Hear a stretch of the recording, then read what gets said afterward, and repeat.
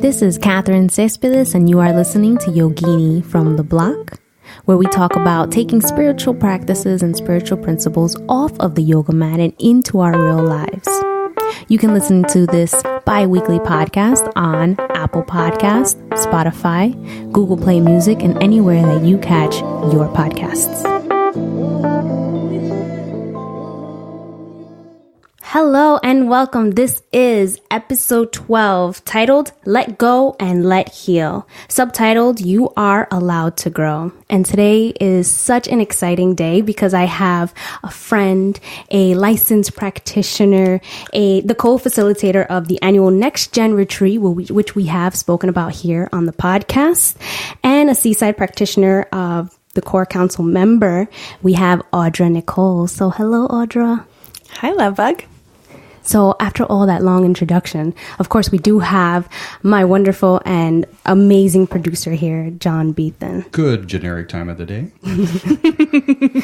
So Audra, the reason why I brought you on here today is because in the past few months, we've had some very deep conversations. Mm-hmm. We've had some very healing conversations. Mm-hmm. And I wanted to bring that into the podcast because I feel like I come to the podcast and I come to every episode brand new. Mm-hmm. Like, this is what I learned this week. This is what happened. And one of the reasons why is because I have been surrounding myself with individuals who have this ability to hold me in the light. Mm-hmm. Right. And we spoke about that in our last podcast, episode 11, about holding the light. Mm-hmm. And this is what you do. You are a private spiritual counselor. So could you talk to us a little bit about that? Like what you do and yeah, as a licensed spiritual counselor, we just like you said, we hold the light. Mm-hmm. So clients come to us in times of need and in times of celebration and expansion. So they come, we talk about what's up in their world. We pray about it. We speak about it. We know the truth as a practitioner. So as a practitioner, you're trained to hold the light and know the truth of the human that is in front of you, which is their wholeness, their completeness, that each one of us is absolutely, positively whole, perfect, and complete right here, right now, in this moment, exactly as you are. In society, it's so easy to get caught up in all of the shoulds and to get the order of things mixed up. Society tells us that we have to do something in order to have something, and then we can be the happiness that we desire. As practitioners, we are taught an order of being that helps get you what you're looking for actually a lot faster and a lot deeper, which is when you be the thing first, when you be the happiness, when you be the joy, when you be the love, you are then inspired to do inspired action, which leads you generally to having an elevated experience in one way or another. But I think you really put it the simplest way, which is you just hold the light. Right. And you said something that I find very important to my my personal evolution at this time right now, which is the shoulds of the world, right? Like we should do X, Y, and Z in order to blank. And what you just said was very true to how I'm living at this moment, where someone will give me advice or someone will be like, well, you should have this. And I'm like, well, should I? Let me for myself decide if that's something that I do need. Let me for myself decide if that's something that I do want. Let me decide for myself if that's something that I'm even interested in. And so the title of this is Let Go, right? So it's a part of that. What brought me to this is letting go of those shoulds. So one tool that I particularly use is reminding myself to not should on myself. And when I hear someone shoulding on me, I kindly ask them to stop shoulding on me. No shouldings. Please don't should on me. You can take that elsewhere. Because at the end of the day, if someone's shoulding on you, they are telling you that they know better than you do what is for your highest and best, which is inherently false. Because the only person that knows what is best for you is you and divinity, which is just an internal, deeper part of you. So it's you and you. So no one knows what is best for you but you. Right. So don't should on me. And also a part of the shoulding is where I should stay, right? Where I should continue being, in a sense. So a part of my fear in this spiritual journey was that I was going to lose who I was. I was going to lose this strong, witty, clever individual, but that's a part of me. Like, I can't lose that. And there's other things that I'm letting go of, but that's not it. Right? So there's this fear of outgrowing our friends. There's this fear of outgrowing an environment. There is this fear of outgrowing, right? And what I really want to focus on top of letting go and letting to heal, is allowing ourselves to grow, allowing ourselves to be, right? Because I feel like we were at Kyle Cease, and I came up with this probably super inappropriate metaphor that as we grow, right, we get really uncomfortable, and sometimes we continue to be uncomfortable despite the fact that we've outgrown like our undergarments, right? Our undergarments don't fit and we're still wearing the same ones and we're just uncomfortable, but we still keep wearing them because no one could see it. No one can see that discomfort. No one can see that it doesn't fit. No one can see how uncomfortable and annoyed we are. Well, we think that no one can see. No one can see specifically the undergarment, right? Right. But if you are uncomfortable in that situation, then your light will be not shining as brightly.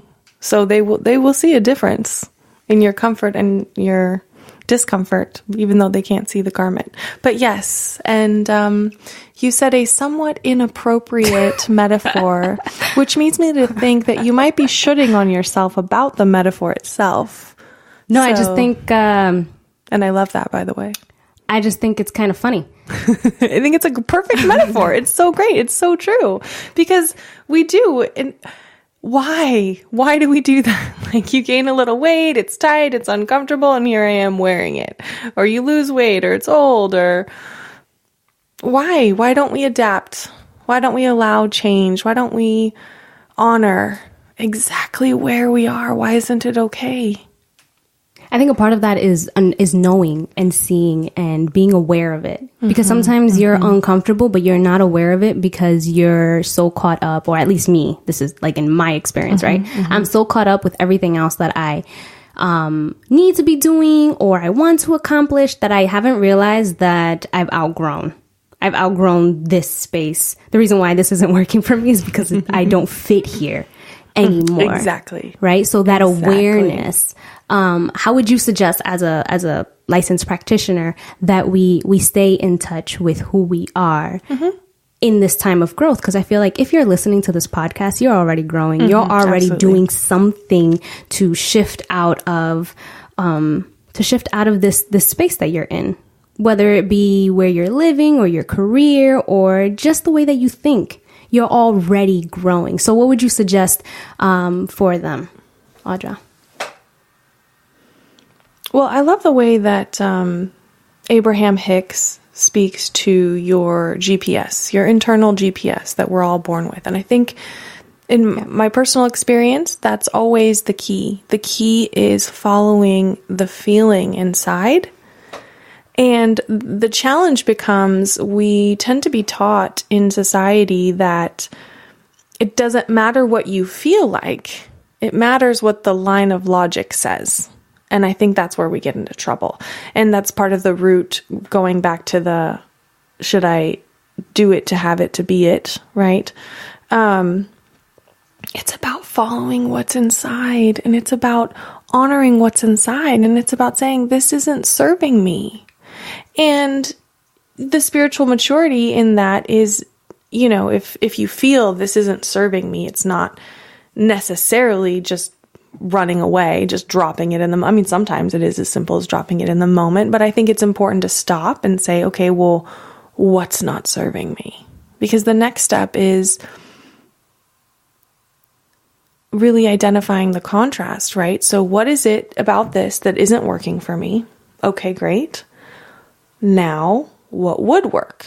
Now that I've been able to identify what won't work, we don't stop there. unless we want more of what doesn't work. So where we gain the power is being able to move to the next step, which is awesome. I love having this contrast. Now I absolutely positively know that I do not want that. Great. Now I have way more clarity to put my mental energy into what is the thing that I would love? What is it about this that doesn't serve me? Because a lot of times, if you can go that far with yourself in the moment, a lot of times you can just make an internal shift towards the thing that you want and stay in the situation. It's not about the situation. It's about how you be in the situation. Right? So that's the difference. Does that make sense? It makes sense to me. Okay. I have had this conversation with various other friends and families and my family. And I was told, Kathy, you can't just tell me that you can just. Like, you can't tell me that. Like, you can't say you can just X, Y, and Z for them. So tell me more. So it's kind of like, oh, well, you can just look at the contrast and then find what it is that you do want. Right? So there is this thing that comes in between that. And what I've heard from practitioners, I see exactly what you're saying. I follow it. I'm with it. I live it. I do it. Let's go a little bit deeper into that, where what if you can just, because you're living in it, what if you just didn't see the contrast? What if you just what? If you can only see the contrast, like if you could only see, like, I just don't like this. Okay. Like this, I just don't want to do it. I just want to do this. I'm uncomfortable and I don't know what it is. Like, I don't know what I'm uncomfortable with. So you're asking me what's the step when you don't know what it is? Right. You seek help. Okay. You seek out a spiritual practitioner. Okay. Who can sit and witness for you the truth. Because just like you're saying, it's perfect because a lot of times you cannot see it, right? So similar to grief, if you will, if you picture it as like a ball, right? Like, let's say grief is a ball and it's about the size of your hand. When it just happens, when you're in it, just like a painful situation, it's right here. You cannot see. It's right in front of your face. It's blocking your eyes. Sorry, listeners, you can't see what I'm doing. But basically, I'm holding my hand in front of my eyes. You cannot see anything other than the problem. Right. So it's completely understandable if you can't see a solution, if you can't see what you do like, and maybe it's even causing some kind of physical pain. It's most certainly probably causing some kind of emotional pain. So seeking guidance from a professional, a minister or practitioner or a therapist, or even just someone who truly knows you and loves you and knows your highest and best and really holds your highest and best, they can see more of what's happening. And sometimes they can help you create the space to kind of see. And the practitioner will ask you questions and they'll guide you down a road to help you find what it is about this that isn't working. So for your question, the thing that comes up for me the most is not being afraid to ask for help. You don't have to do this alone. And the key is being sure it's who you ask for help, right? So you don't ask a brickmaker for jewelry advice, as they say in The Richest Man in Babylon. It's you go to someone who has some advanced knowledge in the area that you're in and ask for guidance. You're not asking for advice. You're not asking them to tell you what to do, because then again, no one knows what to do but you. But that's where a licensed practitioner or therapist or minister will help ask you questions that will help you identify what is highest and best for you. Right. So in all of this, it's really about letting go of the control, right? And allowing yourself to find a solution for yourself. So if there isn't someone that you can think right away, like if you can't find a jewelry maker right now, right here in this very moment, we talked about this a few podcasts ago, but prayer, meditation. It's the silence. You get to the silence because you do have the answer inside. And so prayer helps you. Prayer is an active step to help you connect to the voice inside, to the deeper truth, to spirit, to divinity, to universe, to God, whatever word you use for it, to actually get you to the silence, because it's actually the silence which is the perfection, which it's where all the answers are. It's where everything is. The infinite field of potentiality. Prayer and silence. You take it to prayer and silence. And another really, really powerful tool is journaling. especially if you're super upset, because, again, not shooting on the emotion of whatever's coming on. I'm angry. I'm sad. I'm pissed. Whatever you are, we're not going to shoot on that and make that wrong. That's going to spin you in a whole unhealthy, helpful situation. So you just journal, get it out. Say, if you don't have someone that you can safely say, I'm pissed, I'm angry, I'm hurt, I'm sad, I'm upset, I don't know what to do, then you say it to yourself and you say it to spirit, and writing it out is so powerful because it actually physically releases the energy. So if you can just write out, like, I hate this, I'm angry at this sucks, you'll begin to notice that if you can, by honoring and expressing whatever the current emotion is, it softens, it releases. That's the thing about emotions. They need to be witnessed. So journaling can be a powerful way to express them, which can then create the space, which can allow you to connect to the silence. That's beautiful. Audra is also the TA for class am I in now? I am taking Roots of Science of Mind. So this is where we study Troward and Emerson and Emma Curtis Hopkins. So the other day in class, we were actually taking a look at the subjective mind and the objective mind.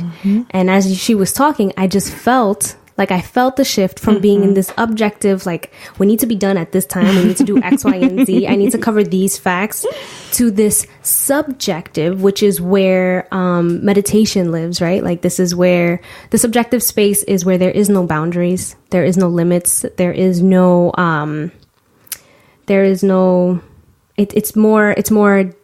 deductive, right? This is more deductive reasoning. So subjective is like it creates space. There's this space. There's like this. Did she draw it for you? Did she draw us? Did she draw the Science of Mind teaching symbol? Yeah, she did. Okay, and where did she put the objective and where did she put the subjective? The objective was in the middle. And where did the subjective was above. So there is also this, to me, when I first got to Science of Mind and someone told me about the Science of Mind symbol, we're going to have to add this to the show notes. Make sure you go to the show notes, because these show notes are going to be like amazing with all the links and everything else, like they always are, but you're going to need it for this one. So the Science of Mind, when they told me about it, I thought it was like the V for Vendetta, almost. I was like, there's like a secret symbol out there, like we're like the Masons or like the Freemasons or something. Absolutely not. Like, anyone could know this. It's not a secret. It's not a secret. You can buy the textbook Science of Mind by Ernest Holmes. Like, you can actually get this information. So the chart or the symbol is really a way to understand the spiritual teachings and how it is that we can plant a seed into our minds, and how we can allow spirit to take form from this from this space of I'm drawing the circle. I wish you guys can see it above my head, like from this intuitive, from this infinite universal source, right? This divine intelligence. So taking the seed from there and being able to channel it and funnel it into our being, into our actions, into our lives, right? So that's my understanding of this chart. But this is what we're talking about right now. Well, what was interesting is you said being able to do that. So I just want to make the distinction that it's not about being able, because it's happening, whether it's like being able to use gravity. Gotcha. It's happening. You can believe it. You can not believe it. You can learn its laws or not. But it's always happening. So what the teaching is, it's knowing, okay, well, just like learning gravity, maybe it's okay to jump off of a diving board into a pool, right? But probably shouldn't jump off of a building onto concrete, right? Things of that nature. Right. So it's knowing when you do something, what happens next. So it's learning, like you said, when you plant a seed into the infinite through your mind and through your thoughts, it's what happens next. And knowing the seeds that you're planting. Absolutely. Right? Because you could be planting a whole bunch of weeds in your garden of your mind and just have like, I don't know, a weed garden. Right. Or planting a rose, or planting a carrot, or planting a beautiful, gorgeous tree. So it's about really understanding what you are planting and then nurturing it. Yes. Right? Reverend Christian brings this up all the time. Like, don't dig up your seeds. Like, they're in the ground. Right? But we do it all the time. I know that I've done it. Where I'm like, for example, I just want to be a practitioner, but I'm not a practitioner yet. So I'm just going to dig it out and I'm going to look at it to see what's going on. Like, are you sprouting? No, you're not. Put it back in. You know, like things in that nature. Like, I'm going to move to California, but I'm not there now. So let me dig it out. When are we going to get there? Like, what's happening? I'm going to put it back in. And we ourselves, we pause that that's from happening for ourselves. And you had this great metaphor about this snowball. So I have a couple. So the one we talked about the other night was the snowball, right? Which is when you plant this seed, it's so powerful, just like gravity. It's gonna happen. You're already standing on the mountainside. You make a snowball. You just with your hands, you just make a snowball. And that's the intention. That's you setting the intention. And then you set it free. You let it roll down the mountain. And what we know about snowballs is they will attract more snow to themselves. So it'll grow and it'll grow and it'll grow and it'll manifest more and more and more of what is just like it, which is the intention that you set into it. However, what we do is we jump down the mountain. Sometimes we twist our ankle in the process, trying to get in front of the snowball to stop it, to say, hey, no, don't go that way. Don't go this way. Don't go that way. Don't go that way. I want this snow. I want that snow. You don't trust the process, and it's about faith. And I just like to give credit where credit's due, but a lot of my credit lately is going to Abraham for some of their really powerful things. But on the same note, what really works for this is Abraham's metaphor for driving from Phoenix to San Diego. And that's what it is.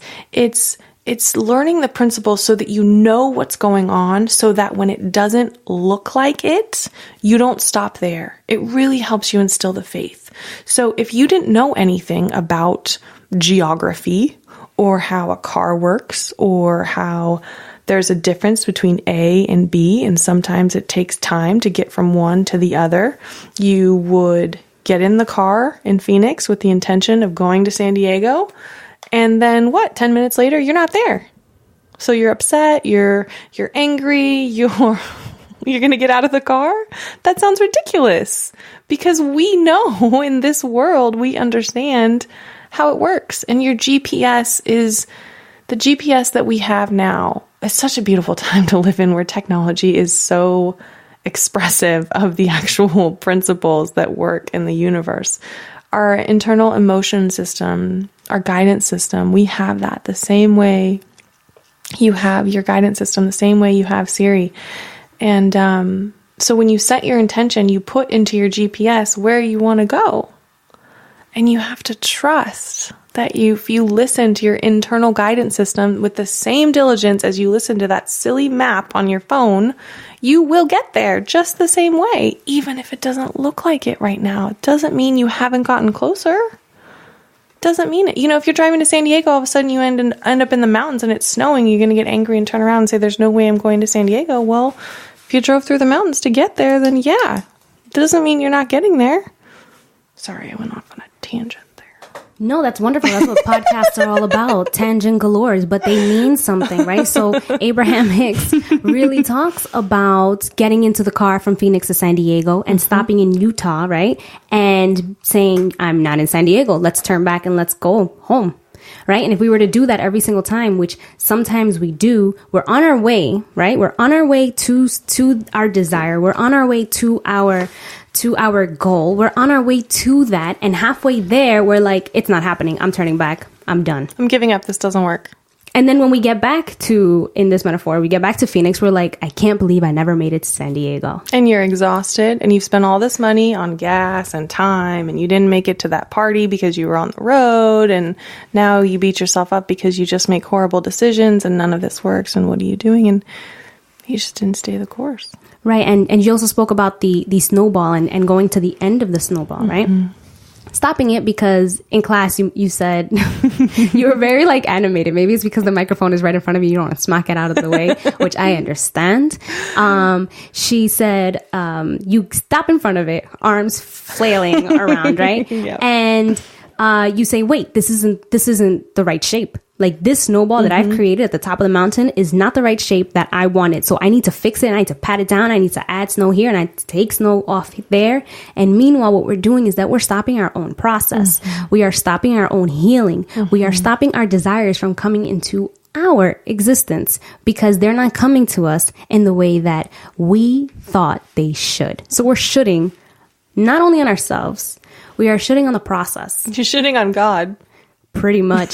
Because what you're saying is that I know better than you what's your job and what's my job. That's why it's so important to understand in this life, in this creative process of what is my job and what is Spirit's job. That's learning the laws, right? That's the gravity. What's gravity going to do, but what do I have to do, right? So the how is not my business. That's God's job. The what I want, that's my business. So you, with the snowball, you decide what you want. You make a snowball. You say, I want this. And then you let it go.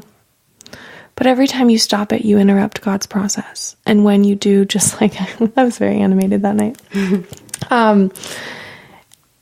If you don't think it's the proper shape, if you don't think it's at the proper time, if you don't think it's the proper people involved or the proper location or whatever the variables are, then you're saying, excuse me, God, excuse me. I know better than you how this needs to go. You know, I don't, when you think about it, it's just so ridiculous. Like, do you tell God like when he should beat your heart and when you should breathe and how fast the earth should be spinning and what time the sun should come up? No, you don't. But you think that you should tell God how to bring you, how to coordinate, like your soulmate, for example, your perfect person. Like you think that you should tell God where they should be, when they should arrive, what type of parents they should have, what type of job they should have. I mean, so this is a perfect example. So silly. It's so silly. This is a perfect example of what we can let go of, right? Yes. So the what it is that I want is this individual, right? What it is that I want is to have, for example, the kind of communication where we can both grow, the kind of communication where we could talk about what moves us, what inspires us, what we want. Like we can have these conversations. Right. So in creating the what, it's important again I always want to bring us back to the be, do, have. Right. So anytime we're creating anything, it's important that the what is the experience. It's all about what it feels like. The job, the house, the money, the mate. What does it feel like? That's the what. What am I going to be? What is it that I think that I'm going to be if I just had this thing? If this one thing was different, what would I be? And if I had that mate, I'm guessing you would be happy and excited and stimulated and expansive. Right. And those are the things that are my business, right? So talking about work, what I would be is I would be greeted in the morning by happy people who are happy to be here too. I would be playing. I would be serving. I would be authentically expressing fully, right? But how? That's God. That's God's business. And the other evening, we also talked about what. So for me, my experience, I wanted to control something that was out of my control. I wanted to control other people, right? I wanted to control their experiences of me. I wanted them to be happy. I wanted them to recognize what I was doing. I wanted them to see that I am here and I am a bright light and I am really trying. And I wanted them to see that. And you said, no, this is not what we're going to do here. So it took me a while because I was like, wait a minute. Do I want to take this on? Is this something that I want to see? And I recognize that by letting that go, it actually allowed me to be more of who I am, because I am no longer trying to control other people's experiences of me. So I can continue being authentic and genuine. Like, I could do that. That's okay. But in me trying to control their experience, I was dimming my own light, because I was afraid to make them uncomfortable. Here comes Kat with her, like Abraham says, bright eye, bushy tail, everything is perfect. But that's who I be right now, right? Well, that's what and I be. It's back to the triad again. It's your priority was not in being your shiny, amazing self. Your priority was in having their approval.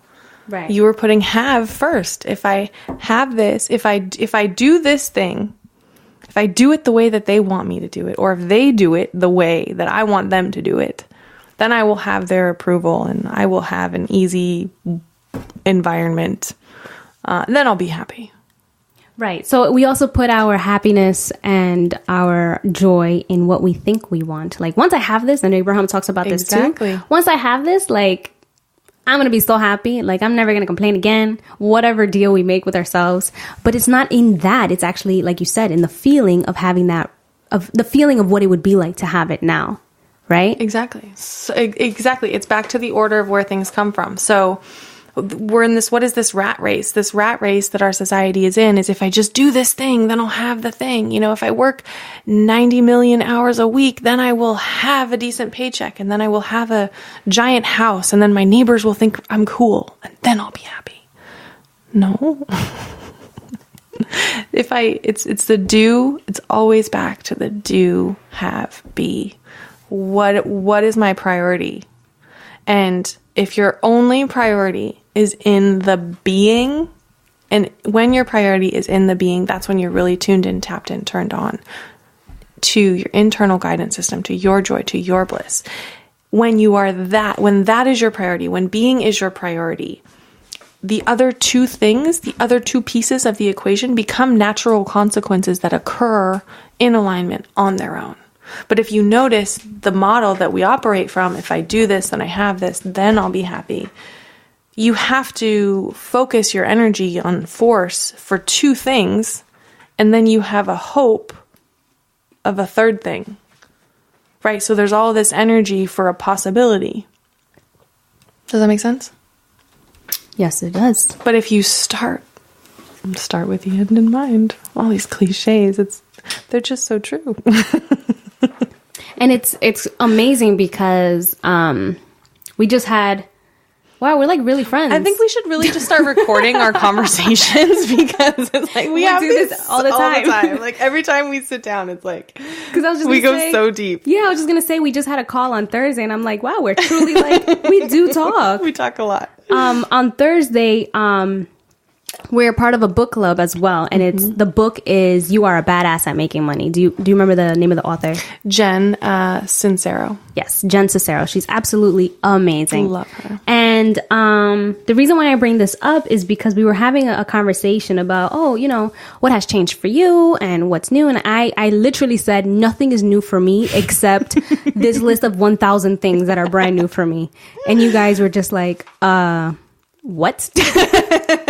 The beauty of surrounding yourself with people that can see your light. Because when you were on the call, you said, hey, ladies, nothing's changed. Let me just tell you some things that are going on in my life. And one of our other amazing women so beautifully interrupted you and stopped you and said, hey, none of that. This is what you're saying. Let me just play back for you what actually just happened. And what actually just happened is you shared with us so many beautiful, amazing, incredible things that are new and up in your world.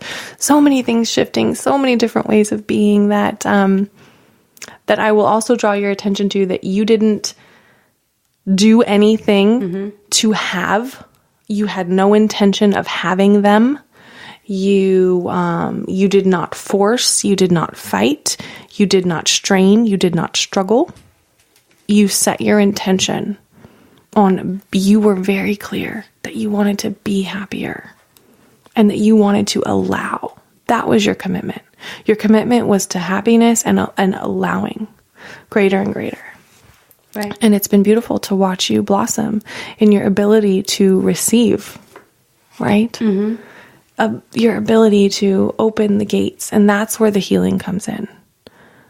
I'm in this class with Reverend Christian right now. So powerful. We're reading Goldsmith. Mm-hmm. And this is where the big kids are while we're taking while we're taking roots of science of mind.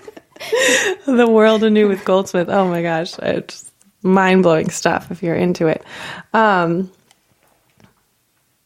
It's so simple. It's so clear. It's in the allowing. That's all it is. It's in the allowing. So the letting go is the allowing. So how I like to teach allowing and letting go is kind of one of the first steps in learning to heal if you're in a really broken place. A lot of times the first tool that you'll be given is how to set boundaries and how to say no, which is really powerful. And I don't negate that. Just speaking to the evolution of growth, once you can learn how to identify boundaries and say no, what becomes more powerful is how to say yes. Mm-hmm. How to say yes. So I teach how to say yes with a horse knot. So for those of you in the equine world, you'll completely understand. For those of you who don't, I can very simply explain it to you. Please explain. Yeah. So a horse, large animal, right? Right. Pretty strong, pretty powerful. Uh-huh. And if you'll notice, if you've ever seen a horse, especially tied up to anything, they're not tied up with like a bazillion ropes and tons and things that weigh more than them. It's usually one rope. But you have to tie the rope a certain way because a horse is a prey animal. So it can get very scared very easily. Things can happen very fast. And because they are very strong, you need something that can hold them there, but you need something that can also give you permission and very quickly, very easily let them go, right? So a horse knot, the side that's attached to the horse, when the horse pulls on it, it gets tighter. And that is when we say no. Every time we say no in life, we are pulling on the knot, which is the pipe, if you will, of the flow of life force into our world. We are tightening it every time we say no. Now, the other side, if you just pull it, every time you pull it, it loosens. So if you pull it really hard, it'll completely come undone. But every time you pull it, it loosens. So that's yes. So I say that very cautiously to not just say that saying yes to everything is the answer. Now, I know there are powerful books about that, about how to do that properly. I'm not an expert on that. I'm not going to speak to that. But what I teach is finding yes. Finding yes. So, for example, it's the easiest in relationships, right? It comes up a lot in romantic relationships. You'll ask something of your partner will ask something of you, and whatever they're asking, it's no. And so you just say no, and you set it down there. And when you say no to God, or you say no to your beloveds, it tightens the knot. It tightens the flow. So don't say yes. If you can't say yes, don't say yes. But pause in that moment. What can I say yes to? What can I say yes to? And maybe you can't say yes to anything, and that's okay. But if you can't say yes to anything, the thing there is that you are saying yes. You're saying yes to you. Mm. You might not be saying yes to them, but you're always saying yes to you and keeping the energy on that. So let's say you're in a relationship and your partner wants sex every single day. Some people can't say yes to that. They can't say yes to that. That doesn't work for them. Mm-hmm. Some people are like, oh, that's it. I need it 3 times a day, right? It's to each his own. Right. But if you can't say, okay, I can't say yes to sex every day, but I can say yes maybe to 4 days a week minimum. And I'm going to try for more. If that feels natural. If it doesn't. Right. So really finding that balance for yourself and what that looks like for yourself, which really means that you need to kind of know. you need to know yourself. You need to know who you are in order to say yes, or in order to say no. Yes. And one big piece that I remember from this week was that I actually we set up in groups for class, and I had to break down the chapter on intuition with my partner. And I was like, this is wonderful. I'm so happy. This is the one that I wanted to break down. And there's this piece where Thomas Troward talks about what it is to follow your intuition despite what you mentioned earlier, the logic, despite not having substantial evidence to tell you that what it is that you are wanting right now is even going to happen, right? And that's what we mentioned earlier with the drive from Phoenix to San Diego, and really holding that intention, that seed that you planted for yourself, and knowing that it's going to occur due to your intuition, even if you don't have everything right in front of you to tell you that it's already happening, right? And we talked about that too, where you were like, you are doing X, Y, and Z. You just don't see it yet, but we do, you know, like we see it. So all of this, and I also want to acknowledge the moment where you mentioned being in a broken place and how I appreciate that, because I feel like a lot of us walk around, or at least I did for a while, and I was like, I'm just broken. Like, I am broken. Like, no, I was not broken. Spirit was always allowed, always like, you know, in Spanish se dice pendiente, like always pending on me. I don't know if that translates properly, but always waiting on me. Always present for right? you. And so we are not broken. We are in a broken place. We are in the space where you can't really see, like you said earlier, the ball that is right in front of our eyes, but so close that we can't see anything but, right? So really letting go and allowing ourselves to grow is what fills in that hurt, right? And Kyle Cease mentions this, and he talks about being able to fill that space that we have created by letting go and filling it with ourselves, filling it in with spirit, filling it in with the divine intelligence that already exists, and it's already waiting on you. Like, what is it that you want so I can go get it for you, you know? And I did mention on that call that a part of one of the things that happened for me in prosperity, right, is that my mom decided to get me a whole bunch of purses. And I mentioned to the girls, I was like, if I could, I'd be wearing overalls every day. I'm good. As long as it's not itchy, I'm down. I'll wear it. And my mom tried to give me these purses, and I was like, Mom, come on, like, I don't need so many purses. I only brought one suitcase. You're giving me too much. And she stopped me, and she was like, you're my daughter, and I got these for you. Hold on. You're going to take them. I'm going to stop you here before you go forward with the story, because this is an important moment. This was exactly what we're talking about, which is something, the universe was trying to give you something. The flow was trying to be open. And you said, no, I don't want it. You said, I don't want it. I don't want this good. But you said that from a reactionary old pattern place. Right. You didn't stop before you answered to think about, can I, we talk about getting to know each other. You get to know yourself in the gaps when you check in with yourself. And so often we do just like you did. You run on the habit. You run on the pattern. Someone says, hey, I want to give you something. Your old pattern says, you ain't giving me nothing. Because then I don't owe you nothing. But she don't live here no more. So yeah, she doesn't. Just wanted to let you guys know and inform you what that pattern was.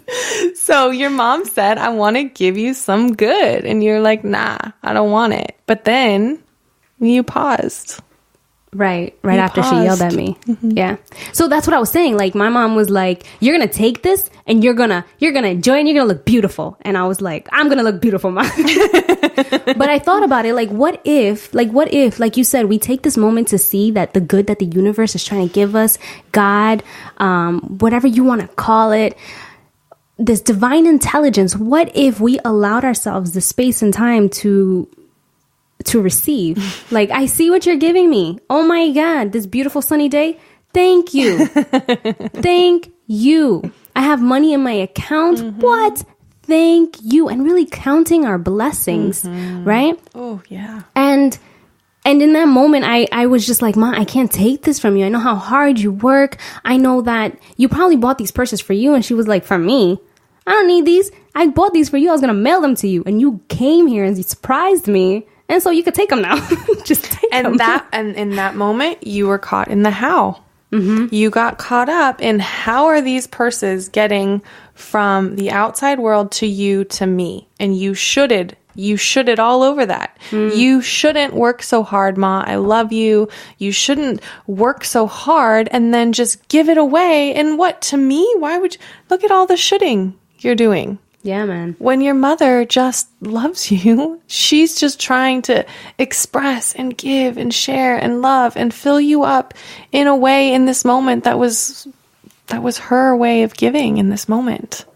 So once I stopped shooting on everyone, I turned over to Kevin and I was just like, I don't know what to do. And he said, take the bags, honey.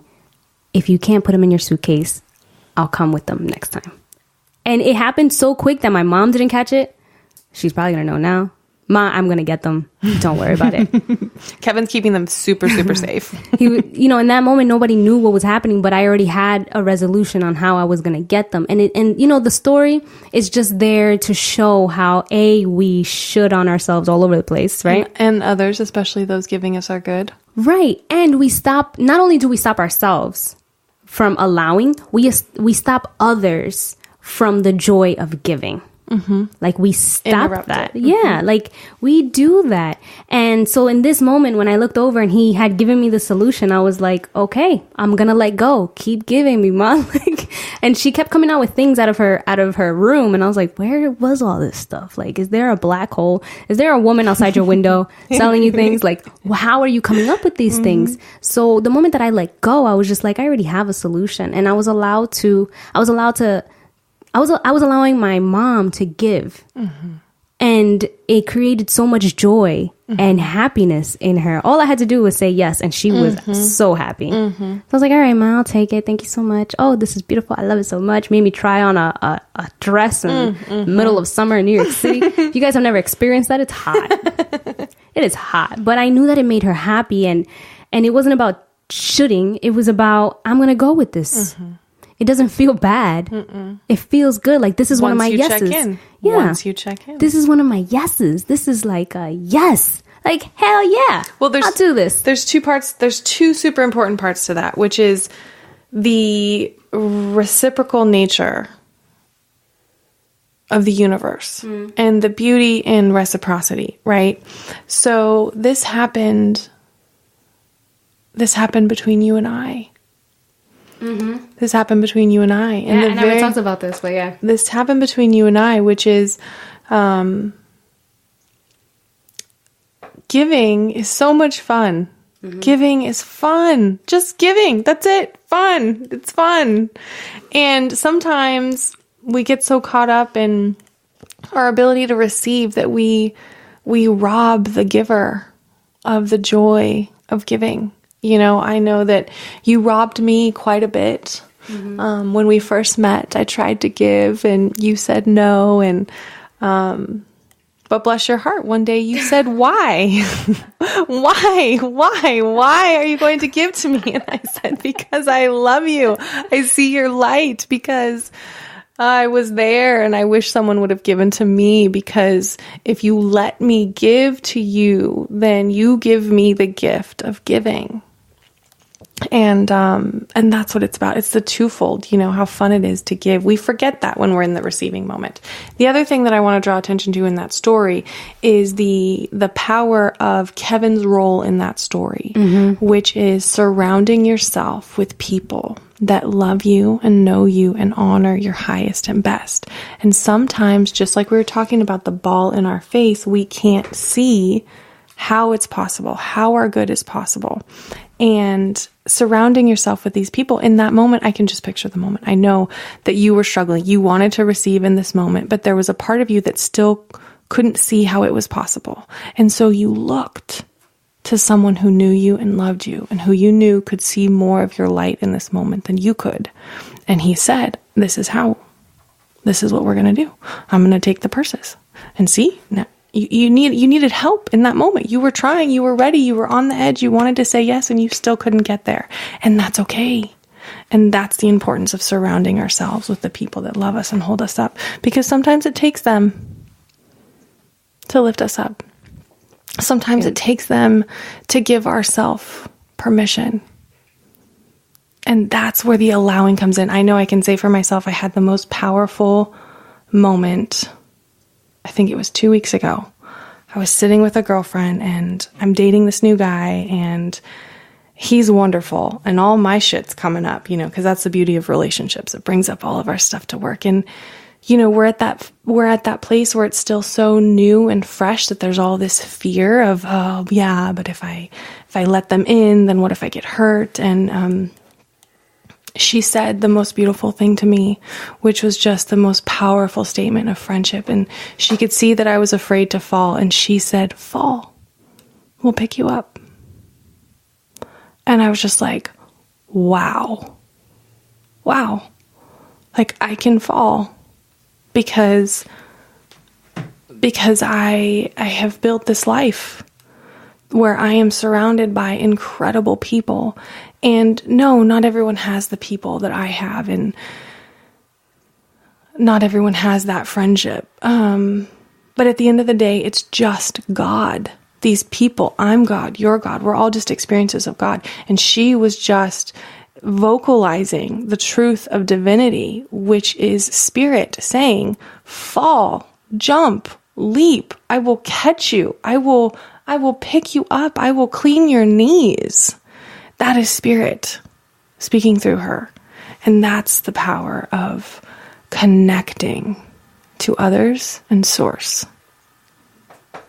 Wow.